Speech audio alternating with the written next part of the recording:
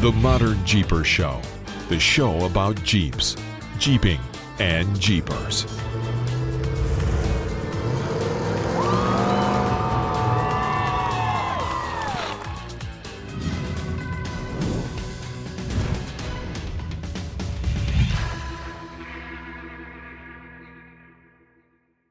Well, hey, Modern Jeepers, this is another episode of the Modern Jeeper Show with me, Matson from Metal Cloak, and Mr. Modern Jeeper, Corey Osborne. Hey, buddy. Hey, and Rockstar Jeep Girl, Jessy. Hey. How you guys doing? We're doing good. We Good. are, we're in full-blown travel mode. So on the return home from being 3,000 miles away, we're still about 1,500, I guess. We still got about 21 and a half hours or so left to get home.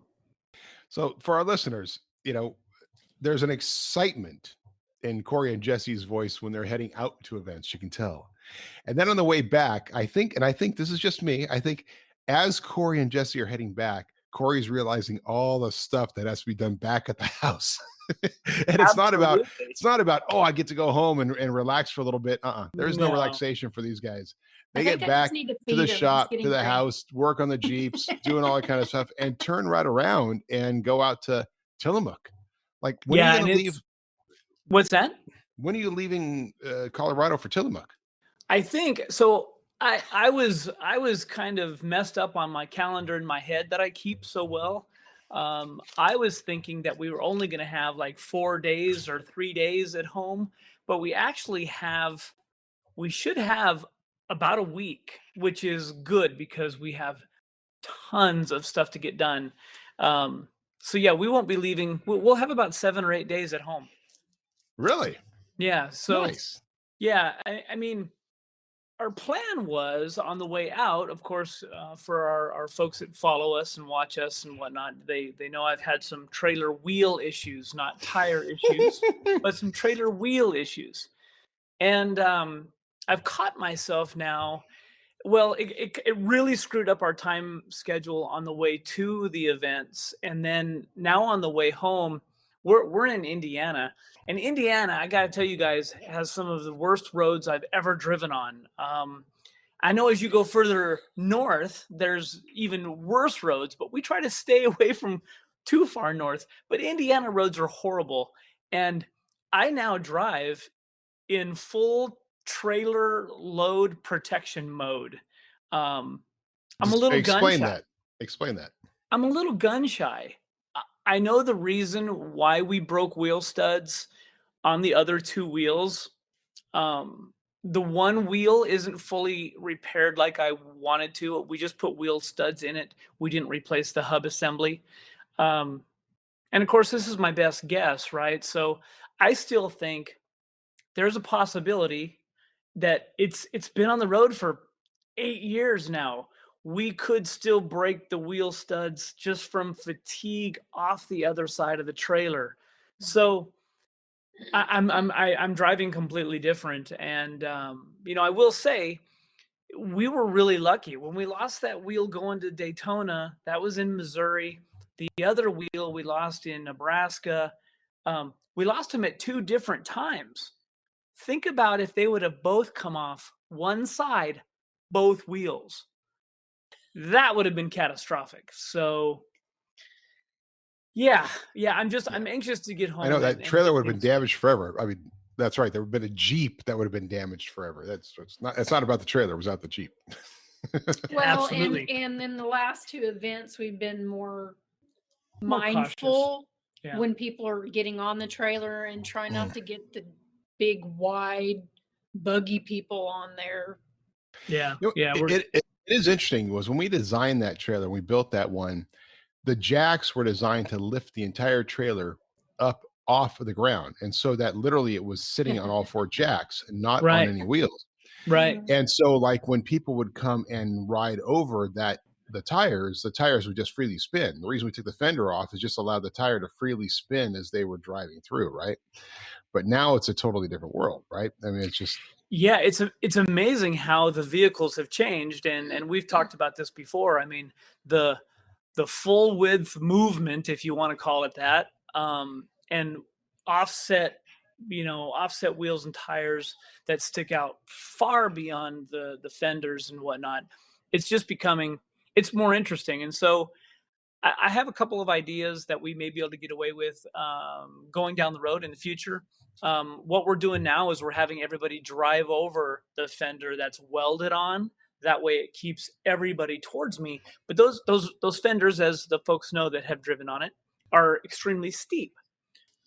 So it takes a little bit more finesse, and we're just a little bit more cautious now. Again, we beat that thing for 7 years, and it was time for the wheel studs to go. If I was a wheel stud, I would have broke. A long time ago. You are a wheel stud, Corey. You are a wheel stud. At least that's what Jessy tells me. Yeah, we're sitting there on video and on podcast, and I'm trying to with finesse open my frozen Powerade. Right? We have these for our employees. And Are you that hot? Hot? Yeah. I am. It's hot in my office. I don't have the AC, the little blower going on in the back because it creates noise. But I'm trying to open this thing. I'm trying to open this thing like as cool as I can on camera, right? Versus just the turn off and try to get it open. Can I do this quietly? And so, all right. So we got Tillamook coming up. You've made it back. Back to what you're saying about the trailer. Yeah. I mean, I was surprised how long it went, and partly it was just the design of the trailer. The trailer was so well balanced, so well built, that we didn't have issues. For us to have issues with our trailer the first time out, with the big CTI trailer after it's been sitting for a year, that's what you expect from most trailers. That's not what you expect. Right. Yeah, when things don't get used, it's just like a vehicle. It's like a home. If you don't use it, seals go, tires go. It needs to be used. Scissors. So it does need to be used, and you've used it. I mean, come on, we're easily putting 40 to 50,000 miles a year on that trailer. I figured out, I was thinking about it. You think about that, that's 250,000 miles in a year. And it's not just driving down the road. Then we go to these events. Not in a year. You said 250,000 miles in a year. Oh, no. I mean, in 5. Yeah. Where did it go? 250,000 in 5. And then you put the stress of loading Jeeps on and off of it, sometimes, up to 75 in a day. That's craziness. Well, we got Tillamook coming up here, the 8th, 9th, 10th. That's exciting. I mean, I'm going out to that one. It's it's the first ModernJeeper adventure I've done since 2020. And since Death Valley, right? And then and then of course, whatever happens with Colorado, which people are anxiously awaiting information, Mr. Osborne. I know it. I've got you pictures. I bet I finish up at least the general idea of what we'll do. I'll send that out to you tonight, and then I'll get you some pictures as well. So beautiful. So we get that going. Hammering on our partner Becker, Scott Becker, about Rubicon to get that active. I know they're just kind of working on a couple smaller details that are important details, but they're still there. We have Tillamook. It's going to be a lot of fun. Totally sold out, guys, but it's going to be a great trip. We'll make sure to share some with that. But all that aside, you guys were just at a first ever event we talked a little bit about last week. Tell me about it. That's right. And then we'll introduce our guest. So, it was nice that, again, I've talked about this in the past. We're fortunate enough to work with some of these coordinators that actually understand the Kearney Road Show that all the vendors are. And this year, of course, just like last year with COVID and everything else, everything kind of got a little skewed schedule-wise, requirement-wise. And when Bantam knew that it was going to take place, our guests kind of went, hey, he's had to move his larger event down a little bit. And so he came up with an event that literally was put together fairly quickly, and it gave us another reason to be all the way out in Pennsylvania. And so this was the ADK Invasion up in the Adirondacks, near Lake George area. And I've never spent any time there at all. We've been through New York, going to other events and going to the New Jersey Jeep Invasion and things like that. And we knew with our Tillamook trip, when we put those dates together, the New Jersey Jeep Invasion fell on those dates. So we knew we weren't going to be able to get out to New Jersey's Jeep Invasion. And so we definitely wanted to go to this ADK event, which was, it was phenomenal for a first year event in an area that is it's under a lot of restrictions, and things were just opening up. The 1,000-acre ranch, you guys will see more from us on the 1,000-acre ranch and this whole area. But no, so our guest is the coordinator. He is the guy behind Blinker Fluid Productions, Jamie Longmuir. He's also the guy who puts on the New Jersey Jeep Invasion, and he's the guy behind the ADK Invasion. Welcome, Jamie. Hi, guys. Hey, welcome to the show. Thanks for having me. Appreciate it. So, as a guy who has been doing events for 20-something odd years, including beer festivals and music festivals and stuff, I admire the work it takes, especially when you're dealing with, all these people with Jeeps and the massive crowds you're dealing with. But a first-year event is never easy. I don't care how much experience you have. It's a gamble. I've all the years I've done it, I've only had one event where the first year was like overwhelmingly more than we expected. And so hats off for you for doing this one. So what was the inspiration behind ADK? It was a lot of New Jersey Jeep Invasion participants asking for something in New York, honestly. A lot of our clientele that comes to Jersey is from New York, New England, Mass, and they just kept asking, hey, can you do something up in our neck of the woods? Vendors, hey, we need something in New England. We know there's thousands of Jeeps up there. We need an event up there. And Matson, you'll know when you look at events and you start planning, the venue is everything for you. And that is very important for us. And, Corey is right. We put this event together in a matter of probably 3 to 4 months once the COVID restrictions lifted, but we've been working on it for 2 years. Wow. We knew we wanted to go there. We really wanted to launch last year, but COVID said no to that. So what we were doing was we were honestly looking for the equivalent of Wildwood in the mountains. Hotel rooms, venue, shopping, games, entertainment, outdoors. And then we got lucky and threw the trails on top of it, and it was a home run. So we look at it as we took Wildwood, the beach, and dropped it into the mountains, still had the hotel rooms for people to stay. I honestly think there's more miniature golf courses in Lake George than there is on the boardwalk, honestly. Yeah, I'm pretty sure there is. The lake is our version of the ocean. With all the outdoor activities, kayaking, swimming, boating, biking, it's just a mecca of stuff to do. So Wildwood, we're so fortunate to be on the beach. So if you don't like Jeeps, you go to the beach, you go to the boardwalk, you go on the rides. Same with Lake George. Six Flags Great Escape is up there, one of the great adventure properties. Wow. You got outlet shopping. You've got all the outdoor activities you could think of, all within literally a half hour of where we were. Yeah. So it was literally the perfect storm of let's take what we do here and put it up there. And that's how we came up with it.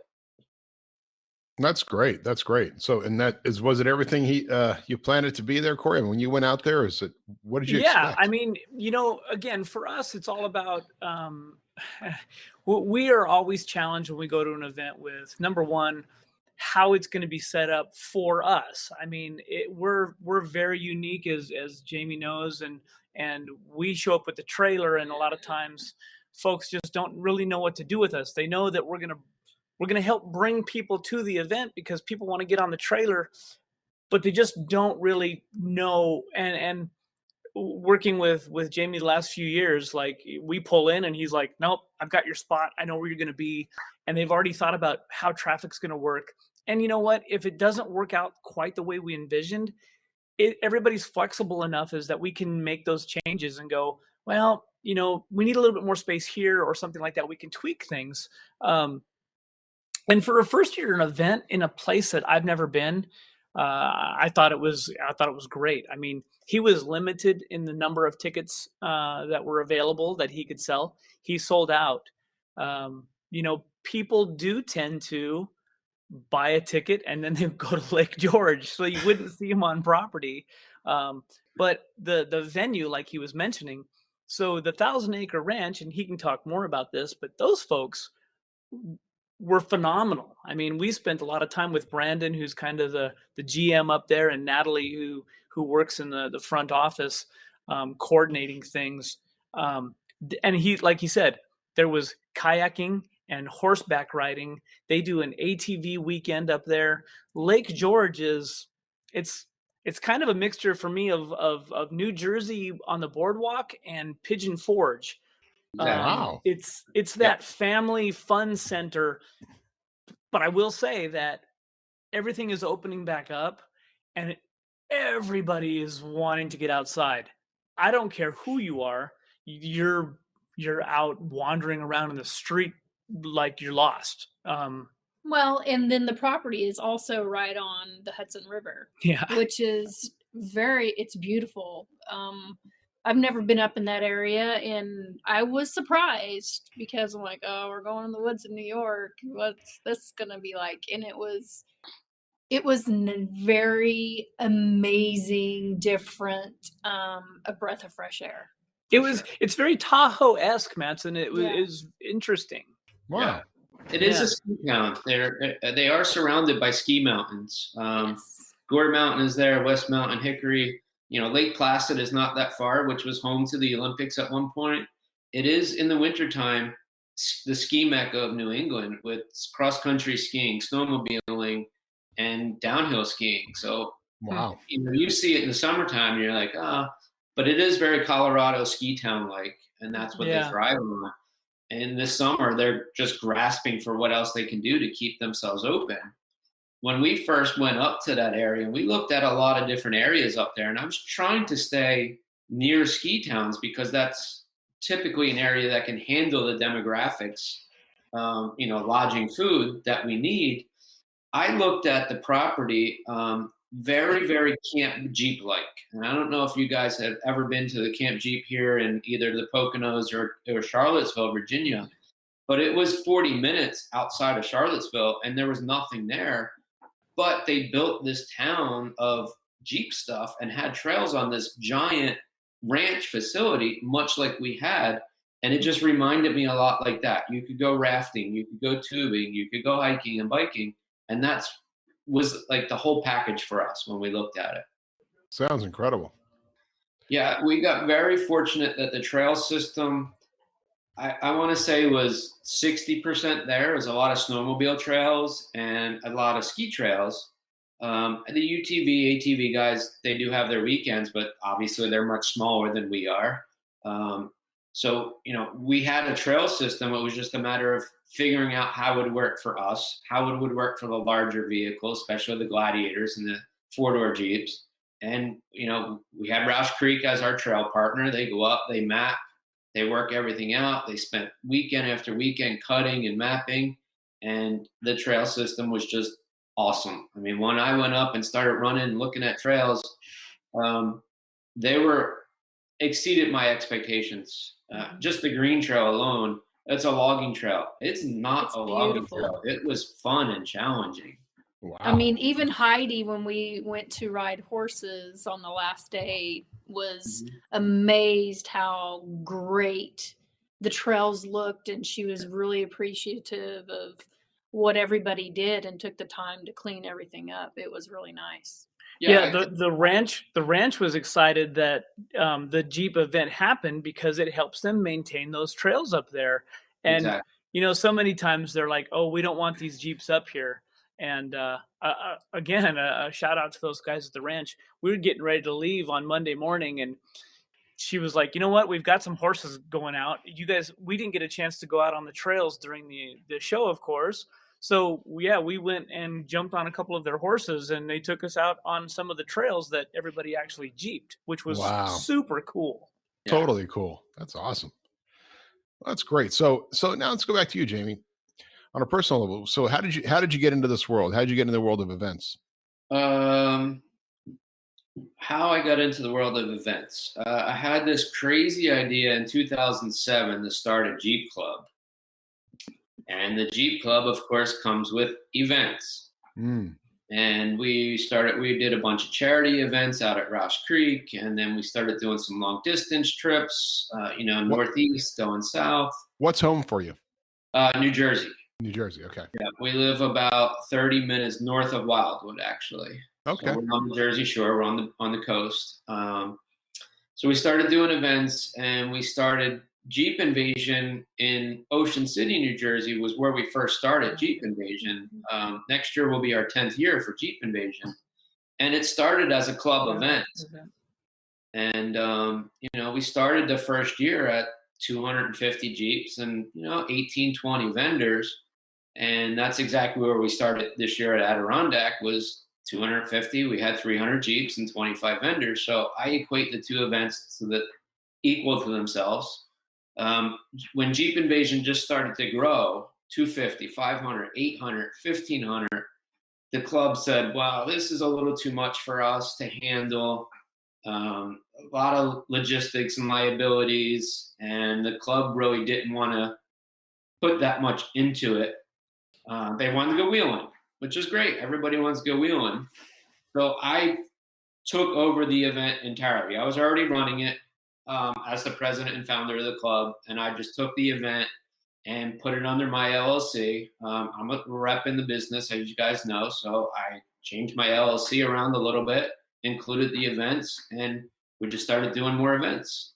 So now we've got spring and fall Jeep Invasion. This year we added a Heritage Jeep Invasion for the older guys. We did a Halloween show this year where you decorate your Jeep. And we also do a modern muscle car show too. So we pick little niches, and we pick really cool venues, and we do really cool fun shows. That's cool. And it's now probably taking up just as much as my time or more as my sales rep business does. So you basically have two careers going on. Basically, we have two full-time careers. Full-time careers, 24/7. Yep. Mm-hmm. So. That's awesome. Well, you're also in a great moment in time where registration systems and all that other great stuff makes it so easy to manage an event and manage the people and put it together. So how awesome is that? Now, okay, so you started a Jeep club, which meant you must have had a passion for Jeeps. How did that start? What was your first Jeep? I actually grew up in a Jeep dealership. My dad was a Jeep salesman. A first for ModernJeepers, my friends. That's awesome. Yeah, my dad was a Jeep salesman when I was growing up, so he used to take me with him to work.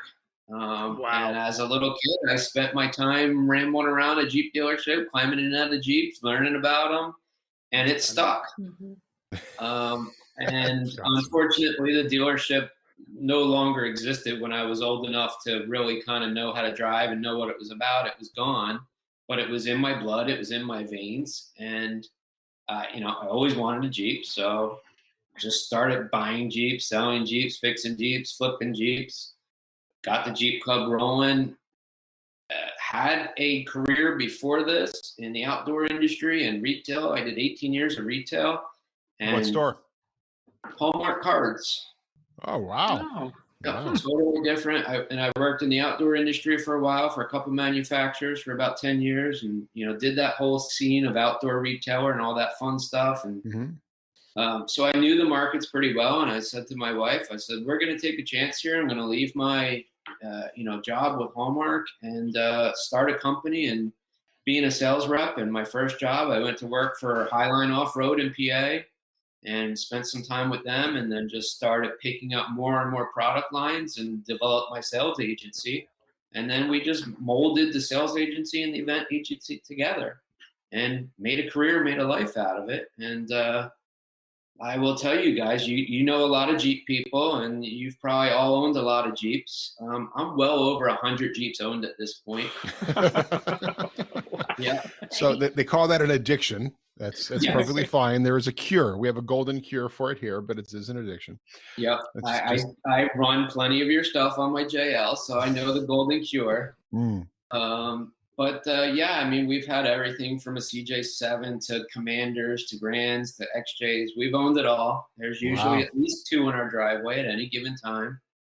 And we love what we do. It's just a blast. So That's we're awesome. always looking for opportunities to expand and look at new product lines to sell, look at new event venues to bring cool events to.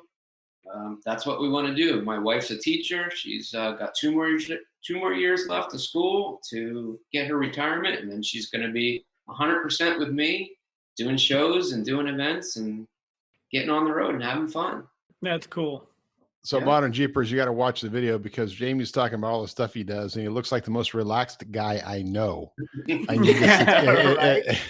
like, and it's not that. He makes it look so easy, and I can say for a fact what he does and how he does it is not easy. So how do you just, you seem to just have a Zen feeling about it all? It's a good thing we didn't do this interview last week. It was I looked way different last week. We're kind of in a little bit of a mellow state right now. We're going to start getting ready for Wildwood. We got 2,500 packets to send out this week. Start getting ready for that big crush. But, after having almost two years off, we're ready to get back on the ground and keep going and, get back out there and see all of our friends in the industry and see all of our participants that, are now our faithful followers that come to our events, and we'll see them at Daytona and hey, you're the Jersey. Yeah, we're the Jersey guys, but today we're, with this company or with that company. So you guys know how it is. It's a big family, the industry, and that's one of the things we like about it. Absolutely. Corey and Jessy are part of my family, and now they're actually, they're part of a lot of people's families now. You guys get around a lot. Yeah. Well, come home.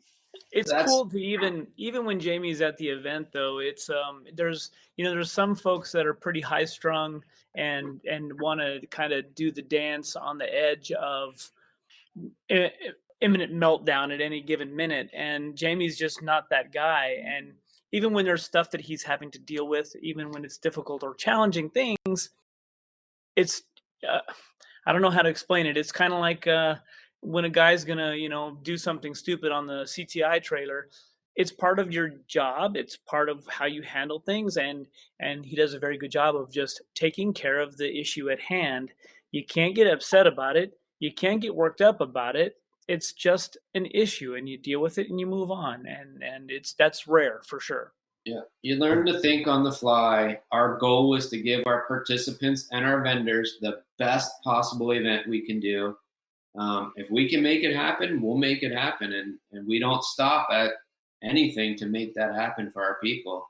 And we do these events with a very, very small skeleton crew, but we have good people. We've taken people that are past participants and now want to work with us. Our best employees are the ones that had an issue at another event, and we said, hey, you know what? Next year, come work with us and, see what we're doing. And now I've got a guy 5 years later, Chuck, who you met. Chuck is a retired police officer. He now works with us full time, and he is a great asset to us. As an officer, he looks at stuff differently than we do. Safety, traffic, pedestrian stuff, that's stuff I wouldn't see. You've met Rick several times now. Rick is a nuclear engineer, but he's a Jeep guy. Wow. And he probably knows the vendors better than I do at this point because he works with them every year on site. I do all the behind the scenes. When we get there, everybody has their job and they do it. We had people come up from Florida, I think last year, that have been to Daytona, and they called one of my girls and they said, man, this is amazing. How big is your staff? And she looked at him and she said, we're maybe like 15 people. And they're like, what? Daytona is 100 and some plus, and, we're like 15 people, and we just get it done. And we work them hard, and, we pay them well, but everybody loves what they do. And the majority of my staff are Jeep owners. Well, it's just amazing at this point that they all come to work. That is true. For anybody out there. Right. That is a good point. We did lose a few here and there for whatever reasons, but my dedicated people, they showed up. And Lake George is 7-8 hours from home for all these people. And they made the effort and came up and stuck it out with us for the weekend.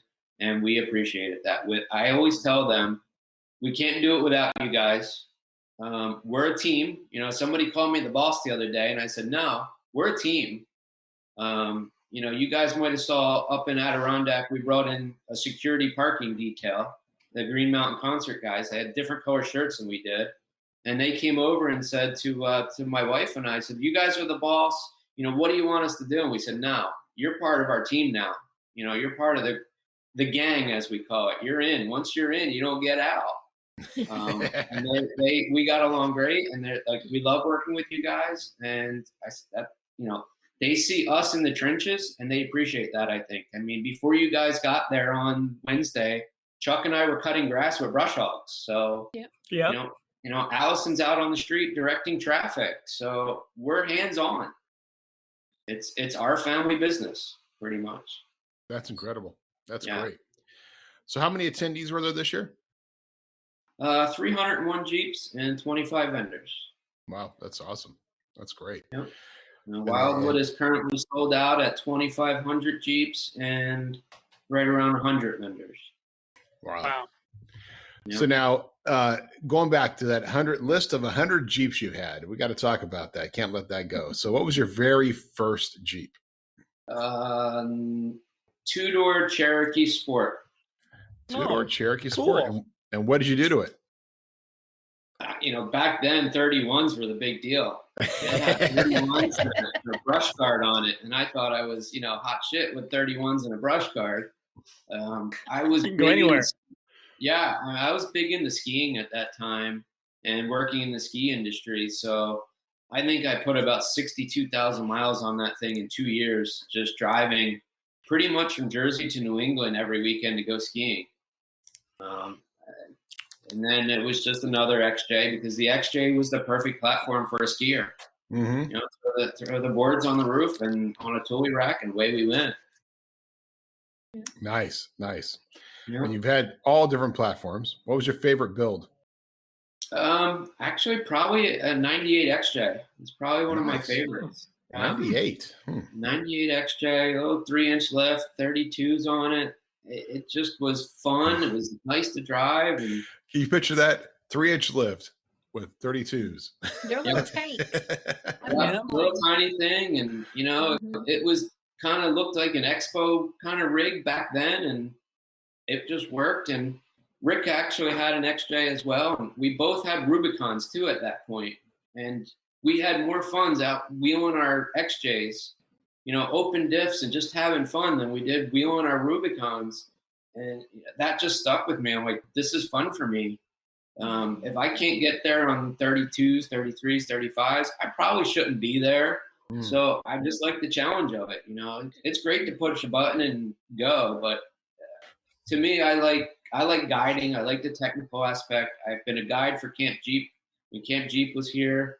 You know, I've guided at Roush and Paragon when Paragon was here. So I really get a thrill out of taking new people out on the trail and showing them what their Jeep can do, whether it's lifted or stock, getting that experience into their head and letting them have fun.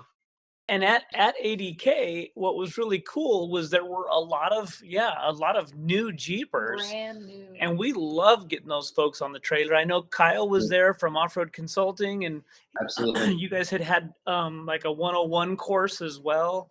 Yep. And we had a number of gals that were not brand new. They were brand new Jeepers up on the trailer asking lots of great questions. Yep. And I mean, man, we just at most of the bigger events, we don't have the time, number one, and to talk to them. So we don't even know that they're new, but for them to get up there and be interested in how things work and show me, that was awesome.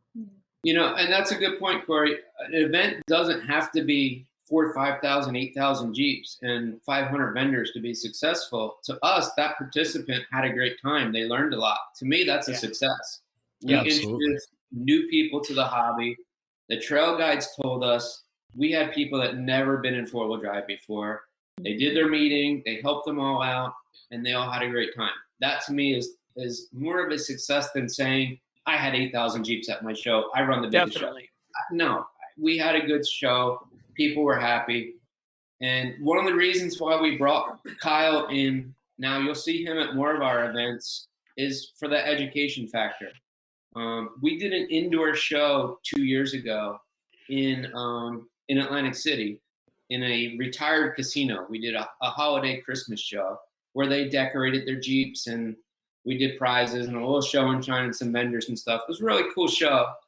But because we were on a old casino floor, we couldn't drive vehicles in and out of the building because it didn't have the air conditioning to pull the fumes out. So we had to pull the Jeeps in with golf carts and push them manually. And we had this big overhead door that people would pull into a staging area, and we'd say, okay, neutral, transfer case and neutral, and people just looked at us. Mm-hmm. They didn't know what that was. They didn't know how to get to neutral, transfer case. They would literally get out of their brand new Jeep with tons of work done to it, hand me the keys and say, go ahead and put it wherever you want. That sparked in my head and said, people need to be educated.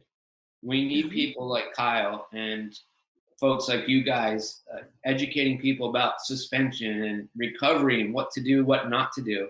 And Kyle's going to be at Wildwood on the beach. He's going to dig some holes and show people how to use traction boards and safe recovery, all that fun stuff. If you don't teach them, they don't know any better. That's right. They're destroying stuff and making the rest of us look bad. And that's what we don't want to happen. You know, so many times I'm complaining about, the folks that don't even know what a sway bar does, or they don't have disconnects. There was one gal that actually had quick disconnects. She just didn't know what they did. Right. So that kind of stuff it's frustrating to me that she doesn't have anybody else that could have shown her, because she went and wheeled on the trails and whatnot and came in and was like, yeah, I don't know what these are. And I explained it to her, and the next day I think she went out and she disconnected and she was like, man, this is amazing. So yeah, that kind of stuff, that, like you said, the success of an event doesn't necessarily mean you had thousands of people there. Yeah. And it's one of the reasons why with Modern Jeeper Adventures, we do a small event, and it's why we started doing Skills Day, right? And there was that same thing, that same inspiration, Jamie, that I had talking with new Jeepers, and they had no idea. The dealerships, especially when we first started Skills Day, we're talking, the JK was getting that real boom. Jeep was just starting to increase their yearly production. People are buying it left and right. And the dealerships have no idea what they're selling, right? Nope. Most of them, there's some good ones out there, but many of them is just sales guys selling a vehicle. And so you're getting this person doesn't know what lockers are, or you're buying a Rubicon edition, have any idea. And when I had somebody walk up, people have heard me tell this story before, but somebody walked up, and after I did my little presentation at the beginning of Skills Day, pulled me over to the side and said, I have a question. How do I put it in 4-wheel drive? Yeah. And bingo, right? That's the bingo moment when you know that we need to do a lot more of it. I don't know how we pound on that so much for people and just push and push and push them, but we need to do a lot more of that. Yeah, we did a lot of that at the club level. When I was really involved in the club, we did one-on-one days, recovery days, trail guide training days, and we did them in dealerships and invited the sales guys to sit in on them. Even one of our local dealerships, as a club, we built a one-on-one course in their backyard and said, this is here for you guys. Learn how to use the stuff you're selling. Right. The first TJ Rubicon I bought back in 03, 04, I said to the sales guy, just kind of jokingly, I'd known him for years. I bought a lot of Jeeps from him. I'm like, how do the lockers work? And he did this. Got a book off the shelf and started to, he didn't know. That's not right. No. It's kind of funny now. I've owned a lot of vehicles, and I go out to this, and they start doing their spiel, and I'm like, I don't need to spiel. I know what the Jeep is. And they're like, you know what? You're right. You probably know more about it. You can probably teach us about it. Mm-hmm. And it's a shame. I know some of the folks at Jeep, they work hard to make a cool product. they work hard to put it out there for the consumer to use, and it doesn't get to that end level sometimes of the education and the exposure that the vehicles actually need and that owner needs at the end of it. So, well, it's like, you know, I harken back to how you remember the Saturn brand, and it was part of the Saturn brand is that they had these monthly get-togethers back at every dealership where all the Saturn owners could come together, and it was a barbecue, and all the dealers did this, and that was kind of part of the deal, right? And it's just trying to get Jeep dealers to embrace the same thing. And I think there's going to this competition could probably be good with Bronco, because I think Bronco is shooting for that. Bronco is shooting to try to preempt everybody by having a stronger Bronco brotherhood, yep. for lack of a better word.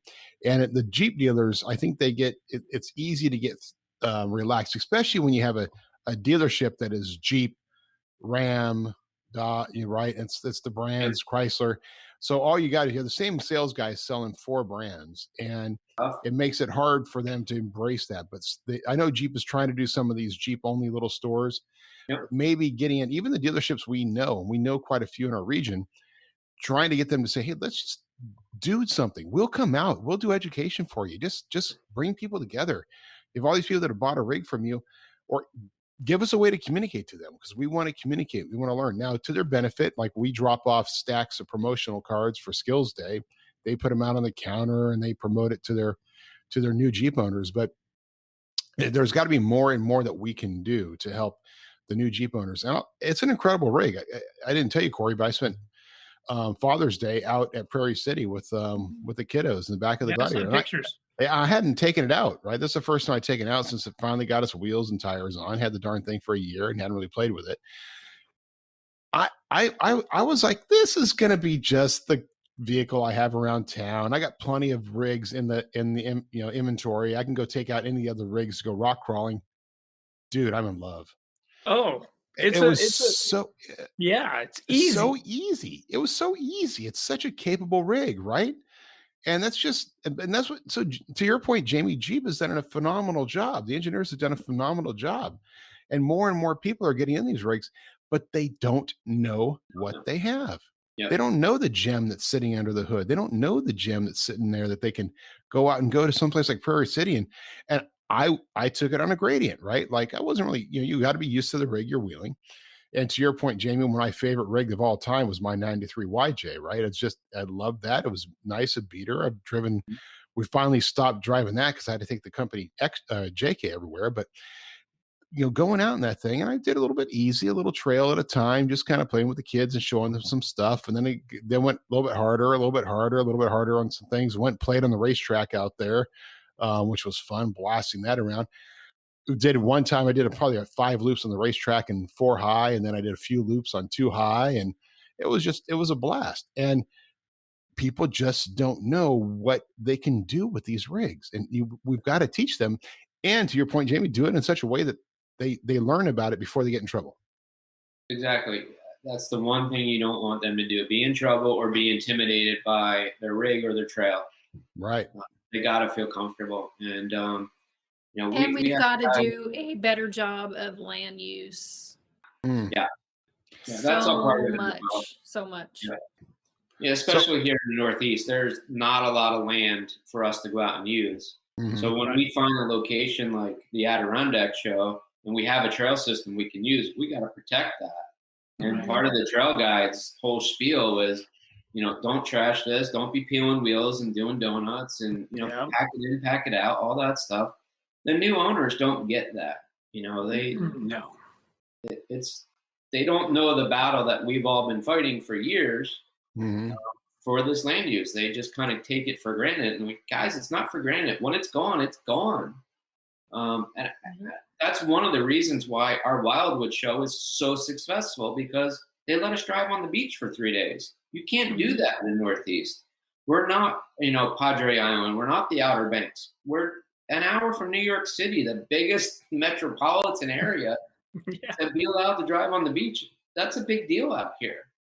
So you got to protect it. And it's just all about education. There needs to be more of it.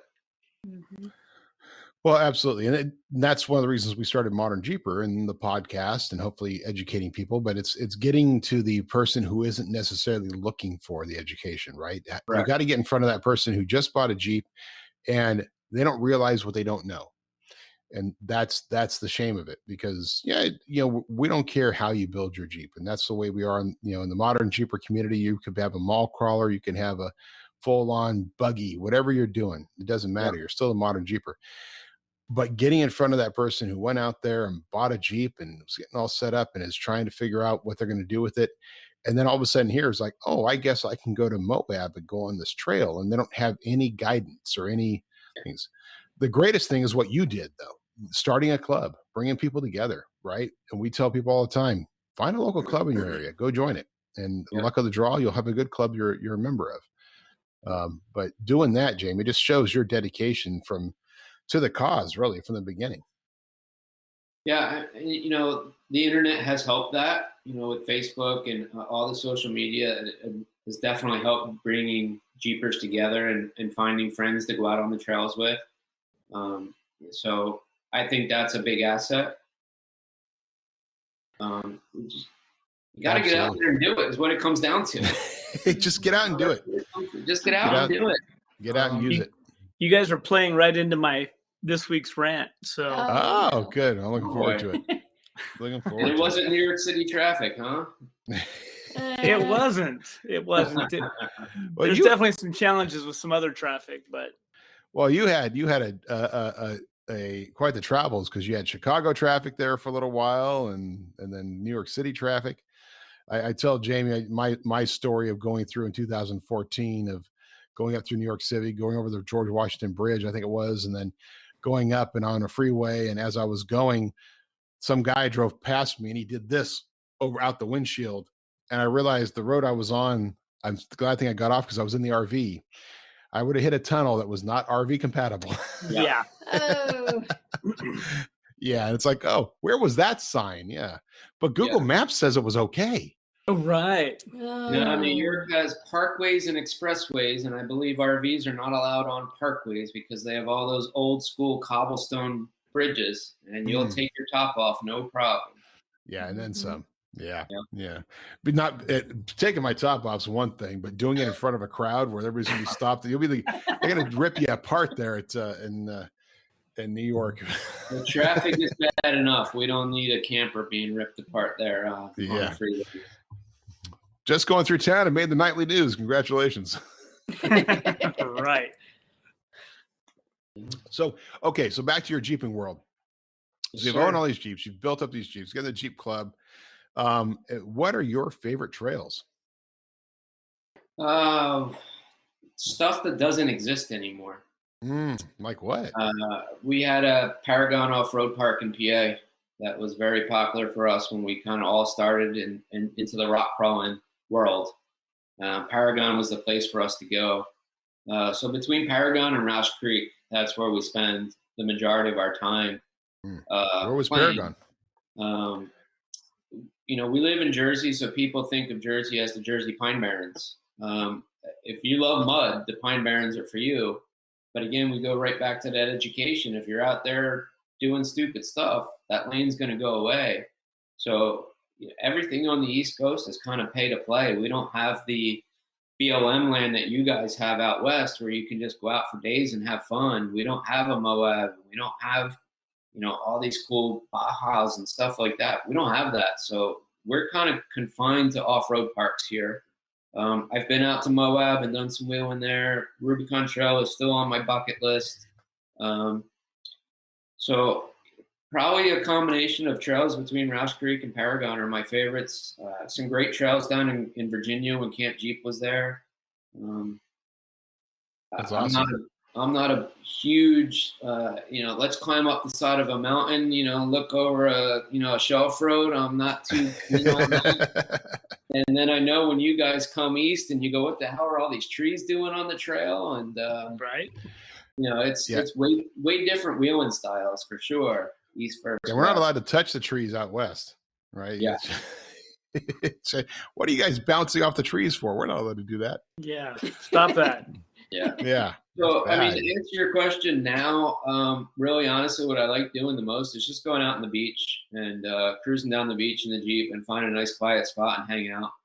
And, my rock crawling days are kind of behind me. So a little bit more graduated into the overland, just go out on a nice, fun trail ride for the day. And, a little obstacle here, a little obstacle there. But the days of, putting thousands of pounds of armor and bouncing off of rocks all day are kind of behind me now. It's just, I hurt my back a few years ago. So we're a little bit kinder, gentler wheeling for me these days.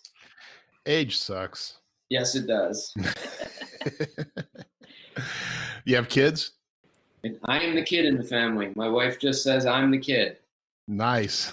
She's a teacher, so she deals with kids all day. So she comes home to me instead. That's awesome. Buy all these Jeeps with kids, Right. Nice. So Rubicon's still on your bucket list, huh? We got to figure this out, Corey. That's a few people we've had as guests so far on Modern Jeeper. We got to do a Modern Jeeper run that's just for guests of the show. Just for guests and vendors that haven't been out, for sure. Yeah, just some friends. I was telling Corey and Jessy the other day that I was eyeing up the Death Valley trip. That looks like something that would be, right up our alley. Is the Death Valley trip, or maybe one of the Colorado trips. Absolutely. We would definitely take a ride out for that. Well, we're talking about the fall Death Valley trip and possibly doing it in conjunction with with some stuff with ARS and our Adventure Rack Systems, our overlanding brand. So be interesting to see. It might be able to touch base on that and see what we can do. Sure. It'd be a lot of fun. But we'll talk more about that. So Death Valley and Rubicon Trail what is like? Where's the next place somebody's going to find you besides your event? Like if they were out wheeling, what do you like to do? Obviously overlanding, or what do you go overlanding out there? Vermont, really. Vermont has a ton of class 4 roads. You can go out to Vermont and get some really great trails. You want to run on the beach, you go down the Outer Banks and you can run for miles on the beach down there.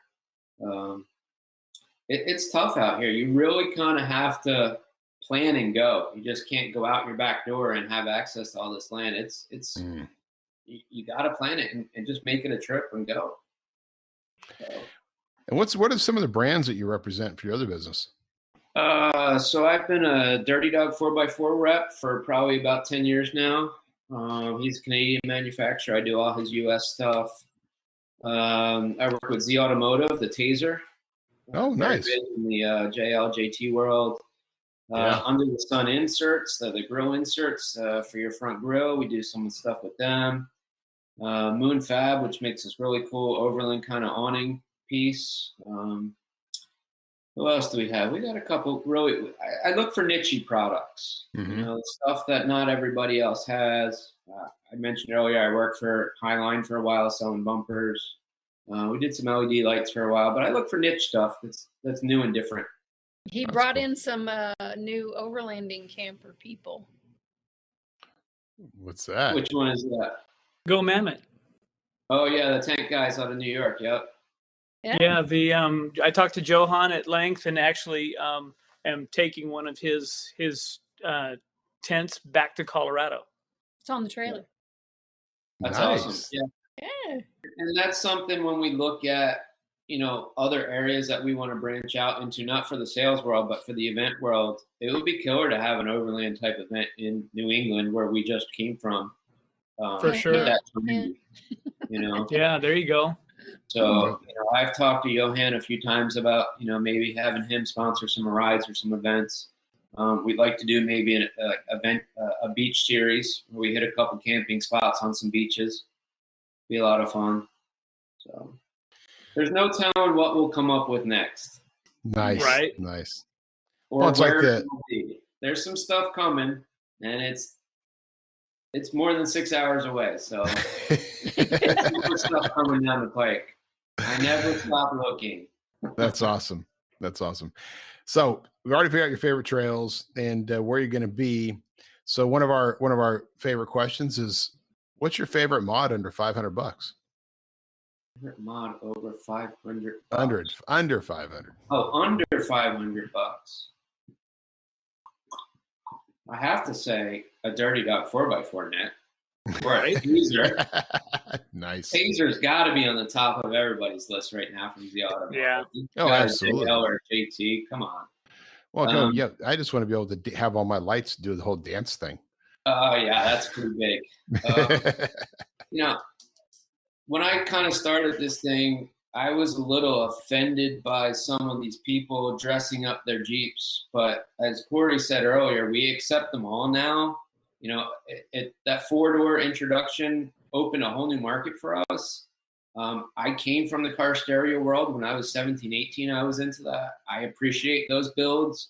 22s, they're not for me, but I appreciate what these guys have into their rigs with the powder coating. That's right.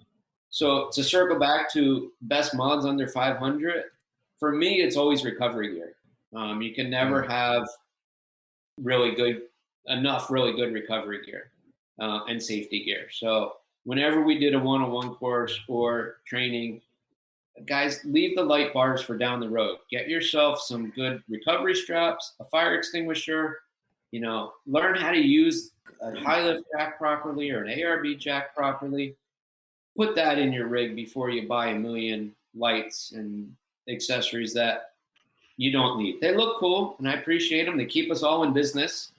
Right. But buy some practical stuff that will get you out of a problem if you get into it. Nice. Very good advice. Very good advice. Corey, what about your rant? Well, I'm gonna keep away from traffic and frustration, traveling frustrations, which are kind of just part of it anymore. I think the whole, you don't get breakfast, you don't get your room cleaned, you get to pay more, all of that good stuff. I'm not going to talk about that. Oh, sure. No, please don't. I'm pretty expensive. As he sits in a hotel room. Yeah, right. What was really interesting to me is, and I've watched this happen over the last few weeks, but I'm really kind of dumbfounded as to when Facebook became the best place to get advice on technical tips and working on your Jeep. It's really bugging me, and a lot of threads just go completely south. And the people that ask questions, I know, have access to shops, mechanics, clubs, technical people, yet they throw something out on Facebook and it just becomes, I wrote down it's competitive arguing. Drama. Is what it seems to have become. And social media to me just is on a huge downward path. And it's a big fail. If that's what we're going to do, is argue with each other about how much air pressure I should run in my tires. I mean, am I missing something? Like, remember when it was just to see what our friends were doing and check up with family and hey, looks like you had fun on vacation. And now that's going to be my source of information. Matson, you and I have talked about this for years. When we started the forum and created that path for people to ask technical questions, we see this trend going away from some of the forum activity, and people just want to, I'll just put it on Facebook and see what happens. Well, wow. It's easier. Yeah. Well, some guys like our buddy out there, Vito, you got shit stirrers like that. Right. They post up stuff just to get the world spinning a little bit, right, and playing, and then they poke. So you have genuine arguing going on, which at the Medical Gunners Club, which is a private Facebook group only for people that own medical products. I've kicked people out. I've had to kick people out. You got to be respectful. You're not saying mine is bigger than yours, right? It's just that I've got an idea. And there's been some people that are very smart who we've had to temper back, because how you do your thing is not how everybody should do it. And we have to understand that as people, we're humans. We have to talk. We have to communicate. We have to share. But that's right. I'm not always right. You're not always right. But it would seem in this world that we always are, right? Because the only person in this group that's always right is probably Jamie. So yeah. I see a lot of interesting stuff, and this kind of circles back to where you started, Corey, with this Facebook mentality. I call it kind of the Google, Amazon mentality. Is we want everything instantly, at our fingertips. We can't wait for it. And, especially from an event producer side, we hit these people with information, so many different forms, email, registration page, website, social media, and still we get, what time does the event start? Are you really that lazy to go to the website? Or, it's that Amazon Google mentality where we want it instantly. And we've pretty much had to put a full-time person just to babysit our social media and email just to answer all these silly questions. With 3 clicks, you could have figured it out. Same with the forums and the Facebook. I've spent a ton of time on Rubicon Owners Forum way back in the day because it was the best site for technical knowledge. Right. And it wasn't a pissing match. It was good information. Yep. And that all went away. As soon as it got bought. Well, that too. Good point. But that all went away with social media and this instant gratification society. And honestly, I think the pandemic that we just went through made it 10 times worse. Yes, I agree. People had nothing else to do but sit there and do that. Like, spend the 5 minutes, do your research, and don't ask the stupid questions. I mean, well, and if people really do have a question, stabilizer will fix death wobble. Come on now. Who doesn't know this by now? If they really have questions, I mean, the perfect answers are found at through their local Jeep club, or going to an event, or going to a different source than. I'm going to ask a bunch of people who I don't even know who most of them are probably. Yeah. And you're going to get, I mean, it's no different than the folks who post something for sale. And it's literally that, I'm going to sell this tire. Well, how much for the tree in the background? Exactly. Well, I'm not selling the tree. It's just for the tire. Yeah. So what, will you take 100 for the tree? Right. People don't read. No. They don't read. They don't pay attention. No. And that's right back to that Google, Amazon instant gratification. I only see what I want to see or what's right in front of me. It's very frustrating. Well, you look at the group of us, right, and our average age here, right, and we just now started playing on TikTok. We have a social media guy. He's in his 20s, and he's like figuring out what our TikTok plan is going to be, right? Like, I just talked with Scott Becker, our marketing director, and say, realize, like, that's 3 decades away. Like, the average people using TikTok are 3 decades younger than us. There's a reason why we don't get it. Why? But it's all about that instant gratification. It's that instant feedback, instant.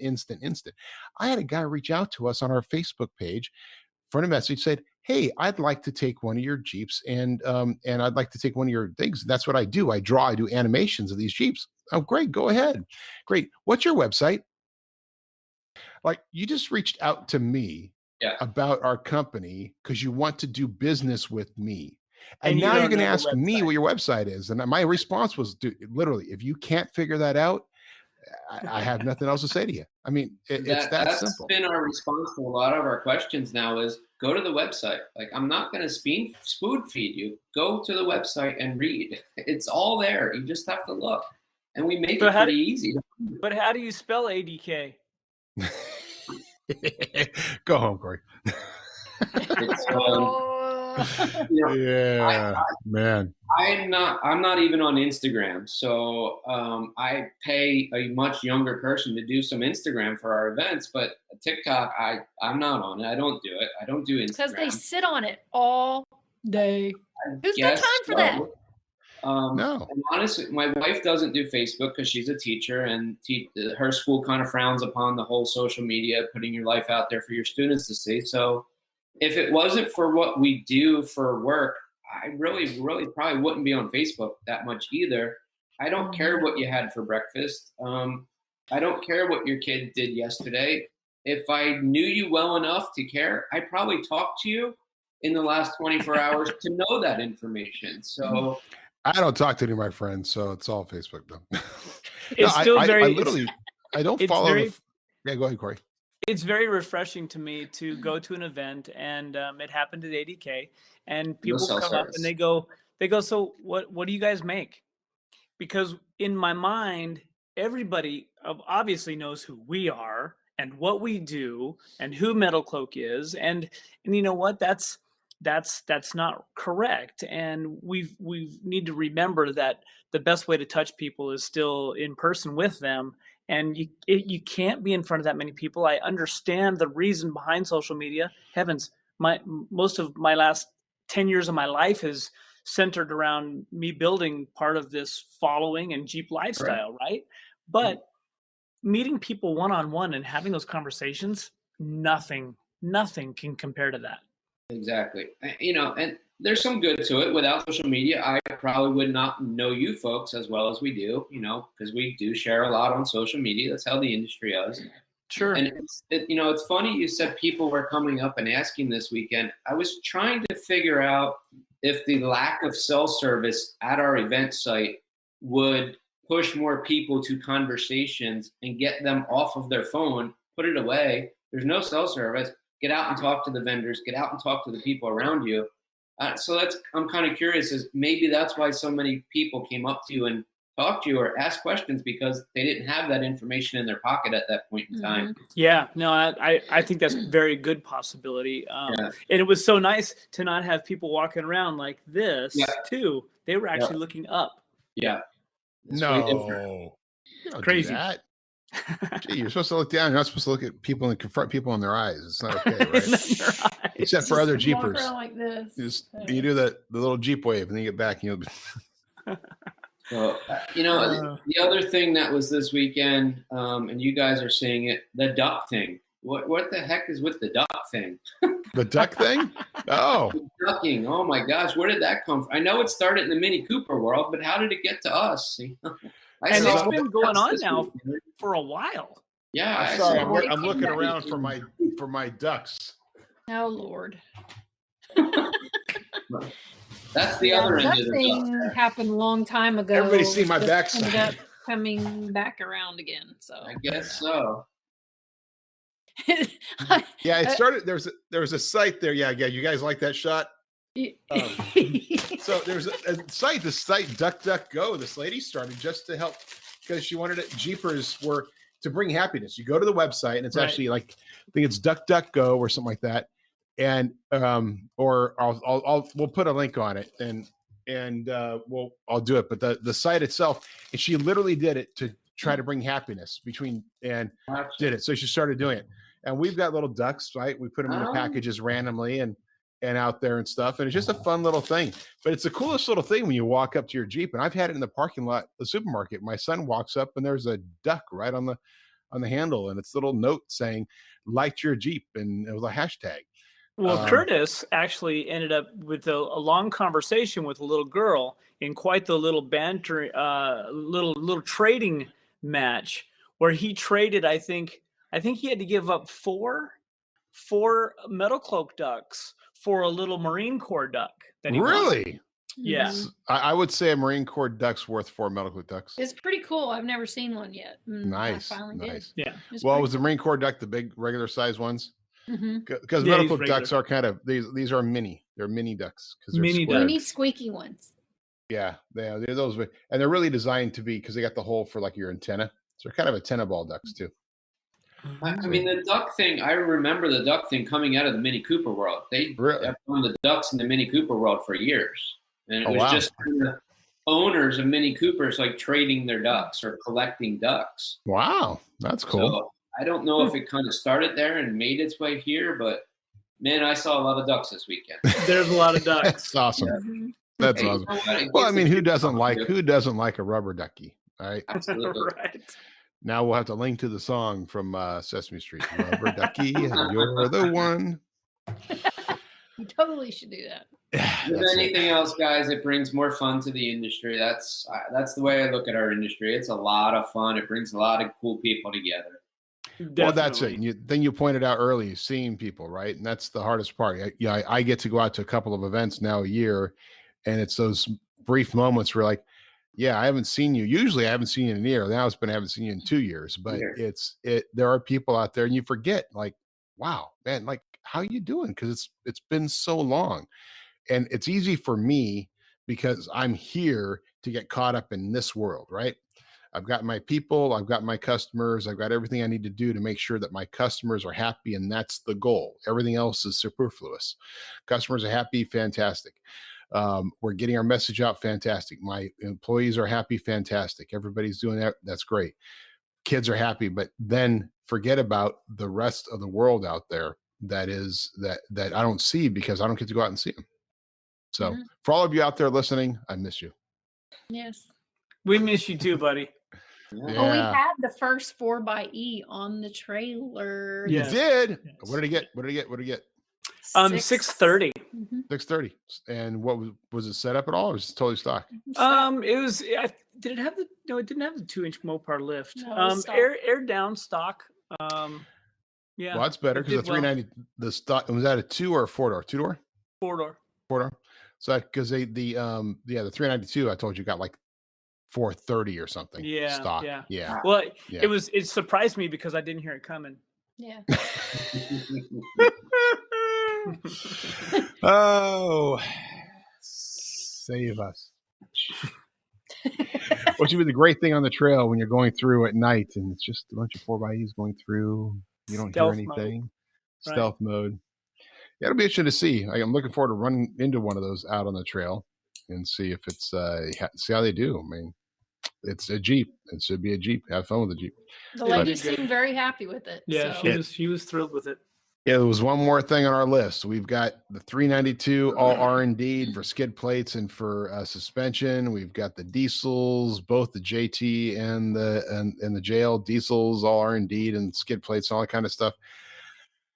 Next is the 4xe, which we have one scheduled to come in here pretty soon, and start working it out and figure out what its configuration is like, and what it needs and suspension wise. And then who knows what Jeep will throw it at us next. Oh yeah, there'll be something else. Well, there's the 392 Gladiator, most likely. That'll be nice. And then, of course, there's the Bronco. That's a whole nother thing. Whole nother thing. It's going to happen. It'll be just here. To tease you a little bit, we're thinking about doing a Bronco show on the beach. There you go. It's going to be huge, man. The guys that jump in there early. That Bronco 6G, is it? Yeah. Forum. Yeah. It's happening in place. A lot of people in there, and all they're sharing right now is, mine's on the way. Here's my ticket number. I'm going to get it. It's coming. It's coming. It's coming. It's coming. It's coming. We're waiting. As you guys probably know, Mike from Globex has one coming. So we'll probably have one of the first ones out here. So we're going to go check it out as soon as he gets it. Nice. Yeah. We're anxiously waiting ours. I don't know where we are on the list. And but as soon as it is, we'll be able to start building it up and see what we can do. Well, hey, this has been another great show. Jamie, thank you so much for sharing. How can people find you? How can they reach out to you? How can they search for you in the world of the nets? So all of our shows have their own unique URL addresses for the internet, but blinkerfluidproductions.com is our main site, Blinker Fluid Productions. That has everything we do on it. From the Jeep stuff to the modern muscle car stuff to anything new, it's on the Blinker Fluid site. And from there, you can link to ADK Jeep Invasion, New Jersey Jeep Invasion, all that stuff.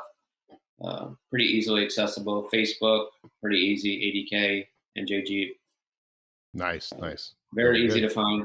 And 9 times out of 10, I'm the one answering your message on Facebook or your email on Gmail. You usually get it straight from me. Nice. So anything you want to part with to all of our guys and all of our listeners, all of our fans? It's been a pleasure to work with you guys today. Love seeing you guys at the show this weekend. Appreciate your support as always. We will miss you in Wildwood, of course. We will miss you. Yes. We'll miss you. Yeah. Yes, I'll miss seeing the pictures. We will see you soon. Thank you for your support over the years. We love it. Yes. Love having you out at the show. I think at one point Corey said that the Wildwood was the most Jeeps you had on the ramp or on the trailer in one day. So that's a nice little feather in our cap, which makes me feel good. Nice. So, For sure. But keep on Jeeping. Have fun, guys. Yeah. Have fun out there. That's what it's all about. Well, you said next year's 10th anniversary, and I saw Corey and Jessy say we got to be there. So, yeah, hopefully we can make that one out next year. We need more beach. That's pretty much what it comes down to. Right. Need more beach. They have a little construction project going on this year on the beach. So if they finish that up, we just might have more beach next year. Wow. That's awesome. Well, that's the beauty of the Tillamook event, which we have coming up in a couple of weeks, is being able to get sand dunes right on the beach and be able to go wheel those sand dunes and have fun and play with that. So I'm looking forward to doing that. Still torn between whether I'm bringing the Gladiator or the big now Hemi powered Cloak 3, which we just pulled the LS on it and dropped the Hemi in. So it would be a shakedown run. So I'm a little nervous, but it's going to be one of those two. Not sure which one I'm bringing out. But Jamie, thank you so much for being a part of it. Corey, Jessy, anything you guys want to add before we wrap up this another amazing show? No, it's all good. And thanks, Jamie. Thank you. I'll throw out all you New Yorkers out there. In New York, they don't have rest stops. They have text stops. So don't text and drive. Pull over to a text stop and do your texting. Yeah. A text stop. Wow. Yeah. Good to know. Good to know. Well, Modern Jeepers, thank you again for joining us in another show and this another great episode. You can find me at Matson@metalcloak.com and Corey at metalcloak.com and Jessy at metalcloak.com. And of course, you heard how you can get a hold of our guest, Jamie, and all of the amazing events they have going on out there. If you have any other ideas for events, obviously it sounds like he is always open for ideas and things. And so send him out a message. Maybe there's something in your area that he would love to do. That being said, you can find us at ModernJeeperAdventures.com, ModernJeeperForum.com, where you can not only see all kinds of tech stuff and get answers to questions and real questions, not non-judgmental. We don't judge you. Answer any question you have and learn anything you can at ModernJeeperForum.com. And of course, ModernJeeper.com, where we try to keep it updated with all kinds of great stories and things about the events we're coming, including one about ADKs. You can see what that was all about. With that being said, friends, listeners, fans, we will see you on the trails. Cheers. See ya. Thanks, guys.